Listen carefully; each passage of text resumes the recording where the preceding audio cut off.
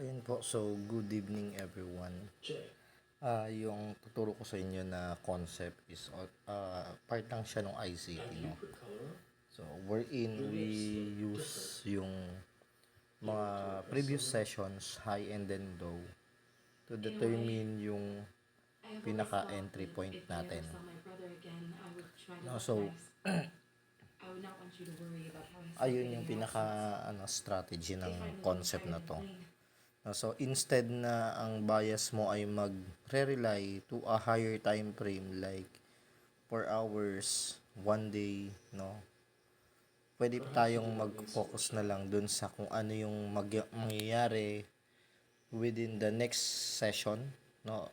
As you know naman, meron po tayong tatlong major sessions in a day, which is yung Tokyo session, yun yung Asian session, yung London session, and then yung NY session.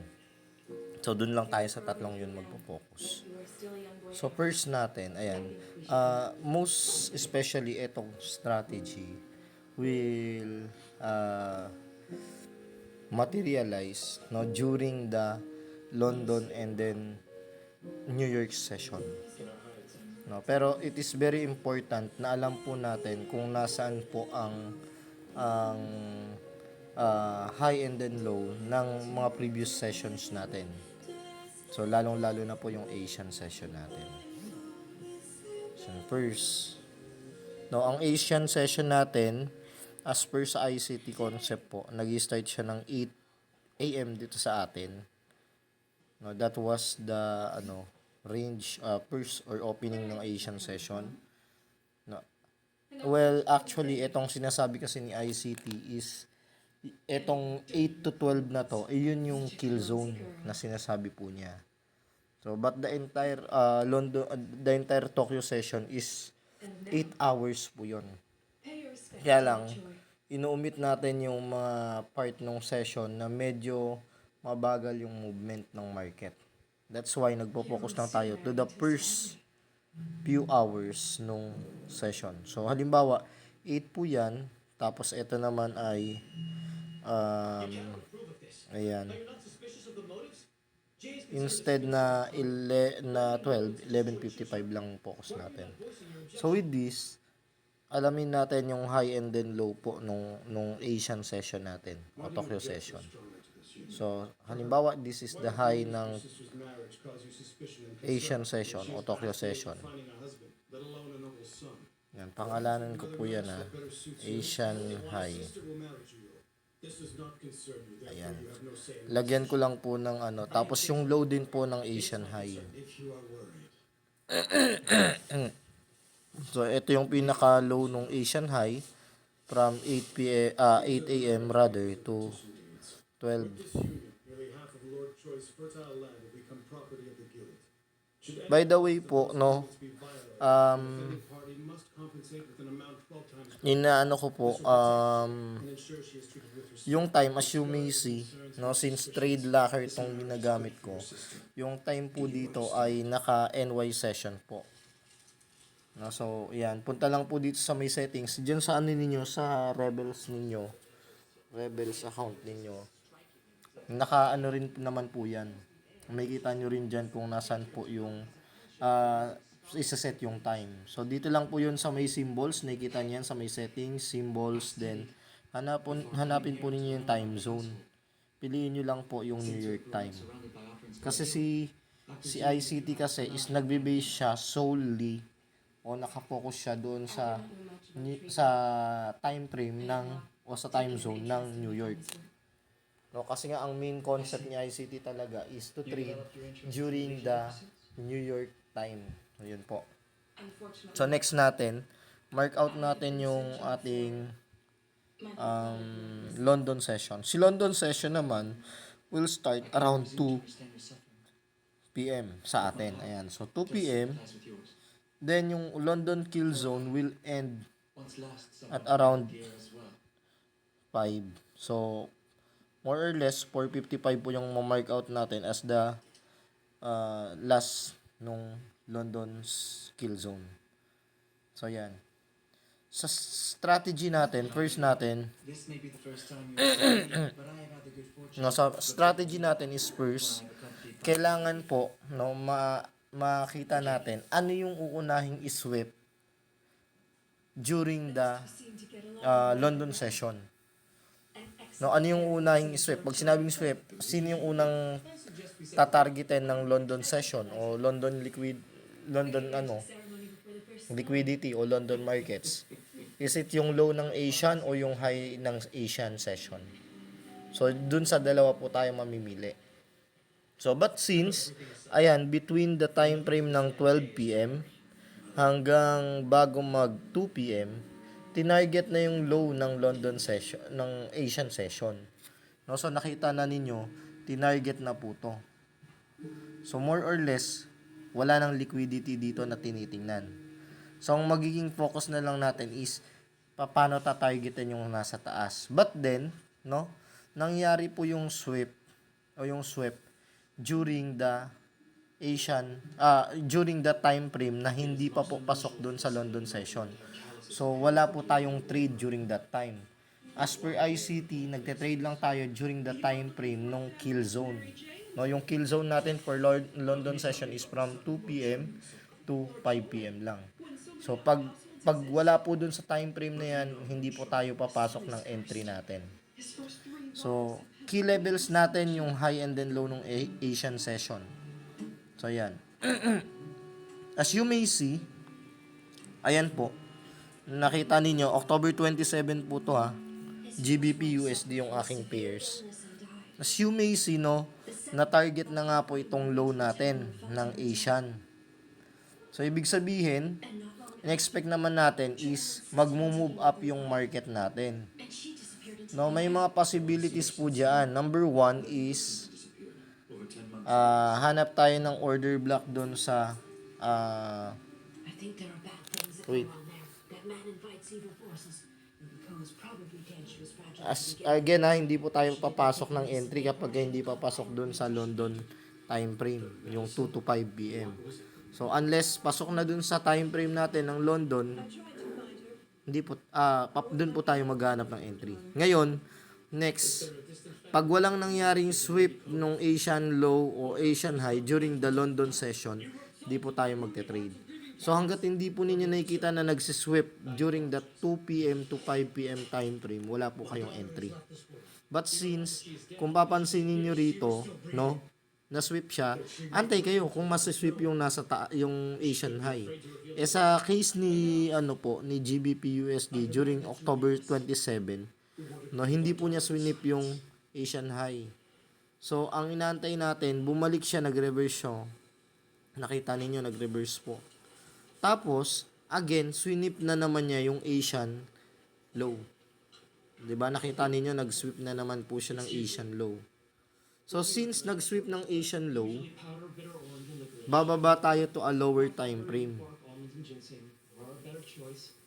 Ayan, ko lang po ihabaan ko lang yung Asian low trend line na ginawa ko. Ayan. So, na-sweep niya yung Asian low ulit. Baba ko ng lower time frame which is 1 minute. Tapos, punta lang ako sa chart ng October 27 po yun. Ayan. No, so 2 AM siya kasi that was NY session. So ayan, na-sweep niya yung Asian low ulit. So ang inantabayan na naman po natin is mag-form po siya ng market structure shift. Sa case nito, ang market structure shift po nangyari dito. Since this is ICT, no, in a lower time frame po, humahanap din tayo ng mga market structure shift. So, yan. Sa case nito, ang market structure shift po, nangyari between this area.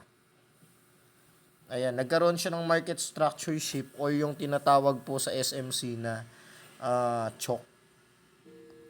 So, yan po. So, nagkaroon siya ng market structure shift.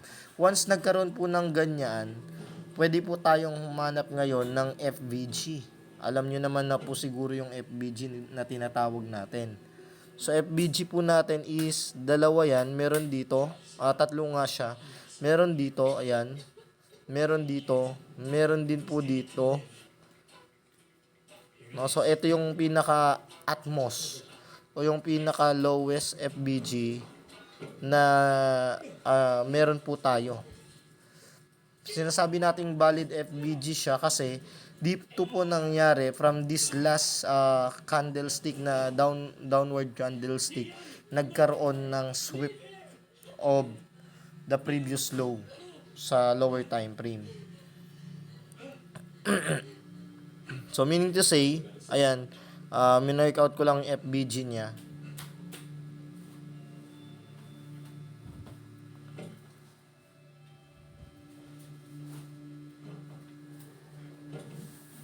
So meaning to say, during this area po, yung hahanapan natin ngayon ng entry o pasok. Another thing is aligned din siya dito sa may order blocks natin. We have an order block at the lower time frame po. Ito po, bullish order block siya at the lowest time frame natin, which is the 1 minute. So, pwede tayong pumasok sa may FBG, pwede tayong pumasok sa may order block. But then, hindi po tayo magseset ng limit order. Titingnan po ninyo yung paano yung magiging galaw ng market during this time o during this period. Kasi, possible na tamaan niya yung FBG and at the same time, tamaan niya yung order blocks tapos lalagpasan pa niya. No, pero babalik siya doon sa intended direction natin, which is ang ginawa po niya is turtle soup. Yun yung sinasabi ng ICT rin. That's why inaantay po natin yung pagpasok natin diyan. So the moment na tumama po siya diyan sa area na yan, no, aabangan lang po natin. Tingnan natin kung okay na ba. Once na okay po o tumama na siya diyan, pwede tayong mag-entry pagka nag-reverse na po siya. Or nag-sweep na naman siya ng another liquidity upward. O ng another, halimbawa, ito yung last low po niya. Ayan, sweep na naman niya yan. Upon sweeping this area, pwede na po tayong mag-entry dito. No, so, long position tayo dyan kasi alam natin na yung naunang po is long din. So, pagka-close nitong candlestick na nandito, enter po kayo. No, stop loss is just below this area. Ayan, para mas safe po kayo. 'Di ba ang entry natin is nandun pa rin sa 2 PM to 5 PM. Tapos just target at least 1:2 or 1:3 risk reward ratio. So sa case natin, if yan ay forex, since to ay GBP USD, I oftenly use yung one lot size as entry.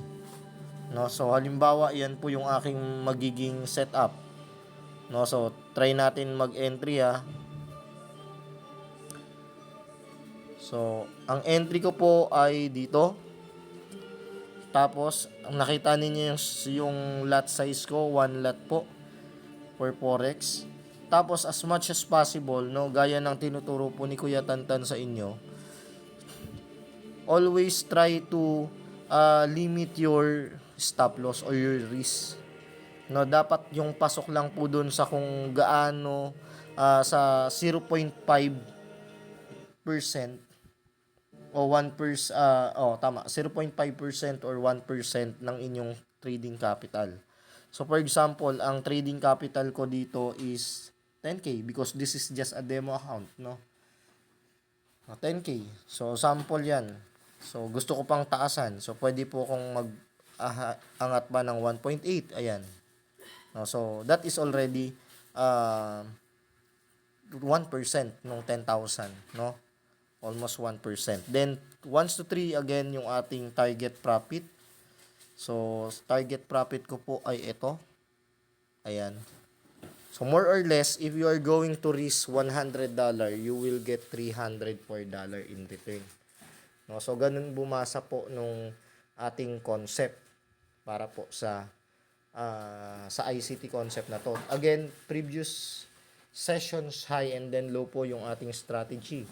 Next, punta naman tayo sa New York session. Sa New York session po, No, pwede tayong maghanap naman ng entry natin during the 9:30 p.m. We do not suggest yung 8 po. Kasi during 8, no, meron tayong mga major news, lalong-lalo na sa USD.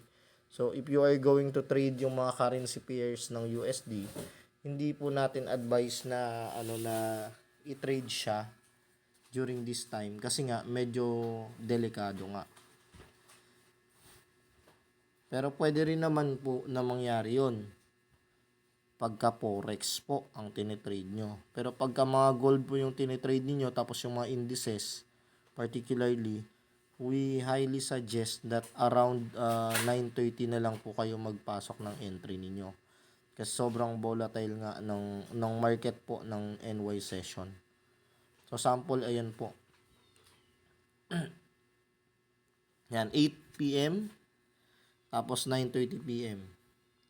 So, again, ang titingnan naman natin is yung swap naman po ng high ng London session. Ito yung London session high. No, swap ng London session high.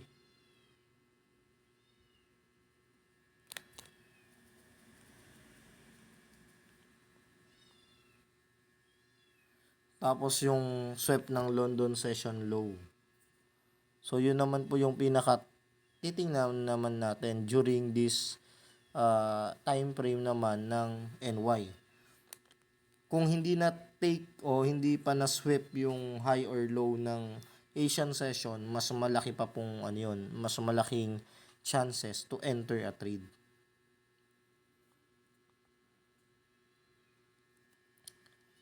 So, London low. Ayan po. So, for example, continuous yung pag-angat ng market from 5 p.m. until yung 8 p.m. Continuous yung pag-angat po niya. So, meaning to say, no, alam natin na gumagawa siya ng higher high, higher low. But then, since ang inaasahan natin is magre-reverse, no, yun po yung inaantay natin, yung swap nung previous session. So, parehas yung Asian low, Asian high ay swinip po nung market natin. No, so, hanap tayo ng entry, no, which is yung FBG and then order blocks. Yun lang naman po yung magiging pinaka-entry natin dito. No, so, FBG or order blocks. So, 8 p.m. Assuming 8 p.m. ka papasok po. So, yan. 8 p.m. Then, ang gusto nating mangyari is magkaroon ng market structure shift during this time. Pero, if hindi magkakaroon po ng market structure shift, ibig sabihin, pa-continuous yung movement. Ibig sabihin, kung yan ay paangat, continuous po yung pag-angat po ng market. But, if there will be a market structure shift during this time, no, ibig sabihin, makakahanap po tayo ng entry natin. So, sample, ito po. Kaya nga sabi natin sa inyo, hindi po tayo papasok agad ng 8 p.m. Kasi nga, walang larong market structure shift na nangyari. Ito po kasi yung last low natin na form outside ng New York session. Ito yung last low natin. And, na-break po siya banda rito. No, nagkaroon ng valid break of structure which is yung market structure shift or choke na sinasabi natin sa SMC. Ayan po. No, so meaning to say, ang hahanapin natin is an FVG or an order blocks na po pwede po nating pasukan during this time. No, so sa case ko, hanap po ko ng FVG this sa area. So example, lahat ng mga FBG po na makita ninyo, pwede nyo i-mark out. Tapos yung order blocks. So, dito po, pwedeng ito yung order blocks natin. No? Pwedeng ito rin po yung order block natin. Ito, there is a small order block here. Last candle bago magkaroon talaga ng massive downward movement.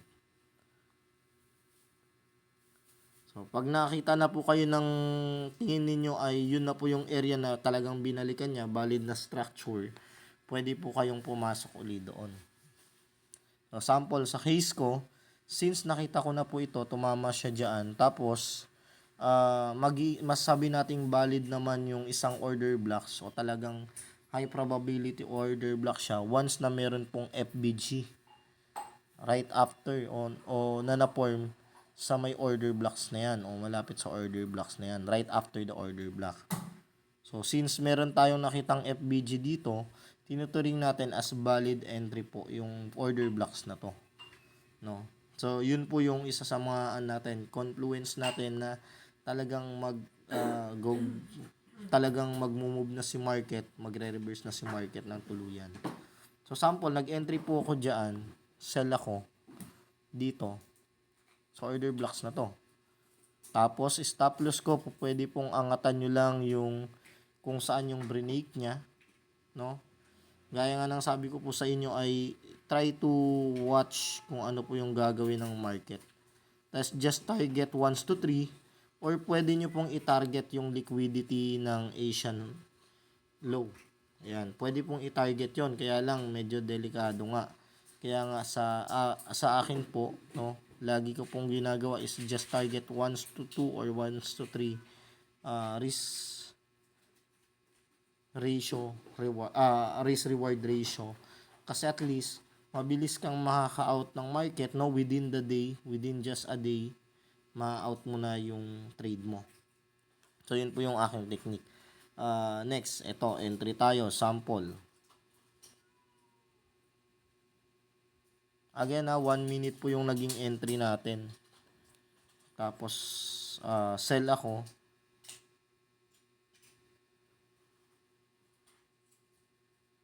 Ayan po. Ang SL ko is $36 lang.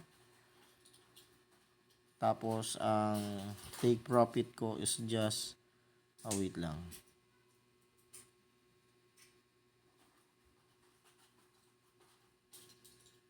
No, times 3. Since $36 times 3, yan po yung magiging take profit ko. I risk $36. In return, I will get $113 if tumama po yung ating entry. So, yan lang po. Thank you so much po.